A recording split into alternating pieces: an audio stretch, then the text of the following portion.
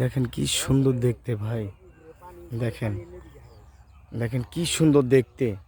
একটু ঘুরতে আসলাম কক্সবাজারে, কিছু ফিল নিচ্ছি। দেখেন দেখেন কি সুন্দর সূর্যটার ওয়েদারটা দেখেন, এত সুন্দর প্রাকৃতিক, মানে না দেখলেই বিশ্বাস করবেন না, না দেখলেই বিশ্বাস করবেন না যে প্রাকৃতিক দৃশ্যটা যে এত সুন্দর।